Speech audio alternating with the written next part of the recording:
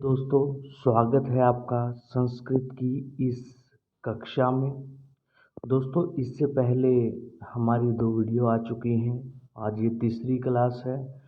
पहली वीडियो में हमने सीख लिया था संस्कृत शब्द की बनावट क्या है, संस्कृत शब्द में उपसर्ग कौन सा है, प्रत्यय कौन सा है, मूल धातु कौन सी है, संस्कृत शब्द बना कैसे है, इसकी परिभाषा क्या है और इसका अर्थ क्या है। उसके बाद वाली कक्षा में हमने सीखा कि जो व्याकरण शब्द होता है, व्याकरण शब्द का अर्थ क्या है, व्याकरण शब्द में कौन सा उपसर्ग है, व्याकरण शब्द में कौन सा प्रत्यय है। तो इस प्रकार करते हुए आज हम तीसरी क्लास में बढ़ चुके हैं और तीसरी कक्षा आज जो है उसमें हम करेंगे कि जो व्याकरण है उसके बारे में जो प्रथाएं हैं वो कौन कौन सी है, कितनी इसकी परंपरा है। तो इस प्रकार से आइए दोस्तों स्टार्ट करते हैं। दोस्तों, जैसा कि आपको टॉपिक दिखाई दे रहा है, अर्थ संस्कृत व्याकरण, संस्कृत व्याकरण की शुरुआत।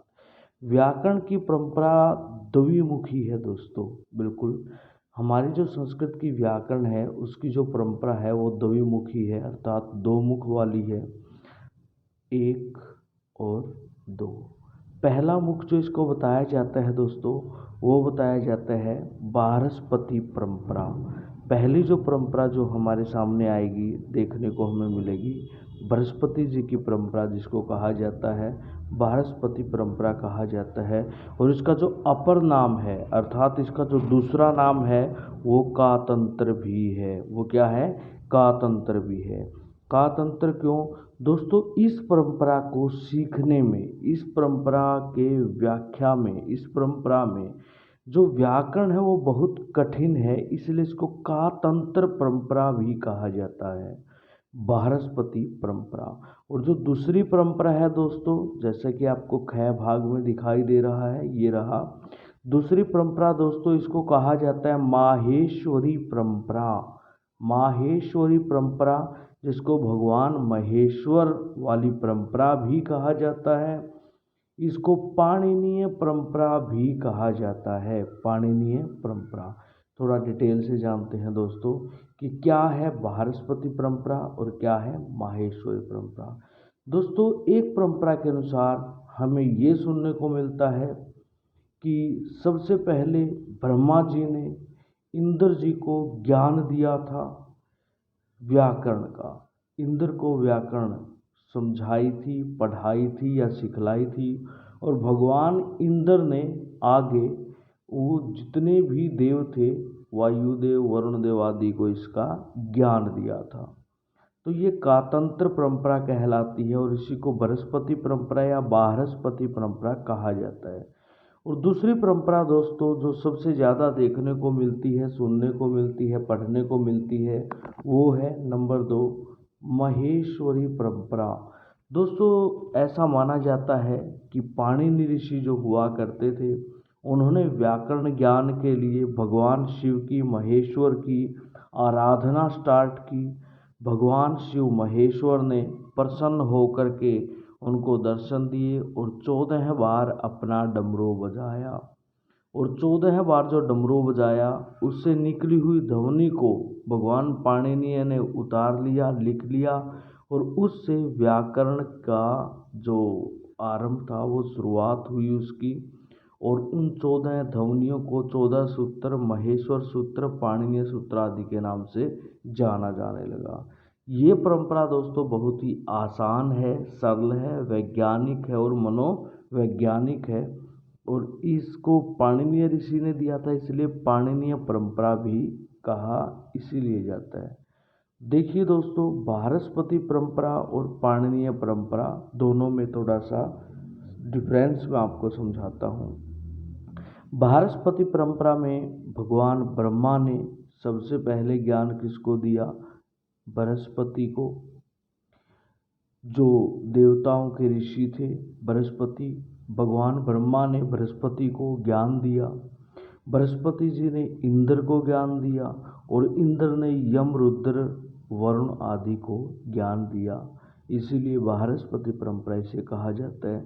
ब्रह्मा जी ने बृहस्पति ऋषि को, जो देवताओं के गुरु माने जाते हैं, फिर उन्होंने इंद्र जी को और इंद्र ने यम रुद्र वरुण आदि को ये परंपरा आगे सौंप दी।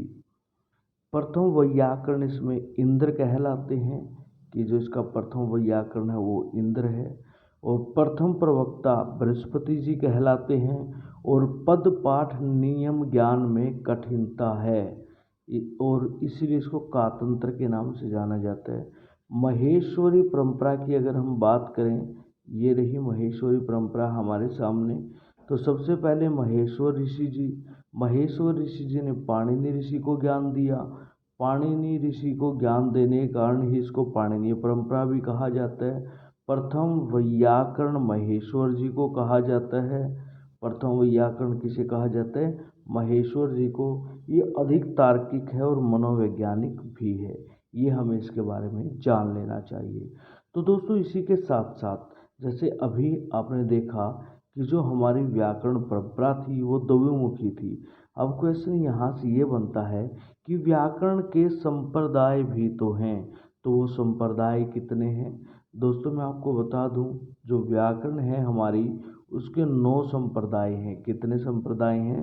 9 संप्रदाय माने जाते हैं, जिसमें पहला संप्रदाय इंद्र, दूसरा चांद्र, तीसरा काशकृत्सन, चौथा कौमार, पांचवा शाक्टायन और छठा संप्रदाय जो है वो सारस्वत कहलाता है। सातवां आपिशल, आठवां शाकल्य और नौवां जो संप्रदाय और जो प्रसिद्ध संप्रदाय है वो कहलाता है पाणिनीय संप्रदाय, जो आज भी सबसे ज़्यादा मात्रा में मौजूद है, जिसको सबसे ज़्यादा पढ़ा और पढ़ाया जाता है और जो सबसे ज़्यादा मनोवैज्ञानिक माना जाता है, पाणिनीय संप्रदाय।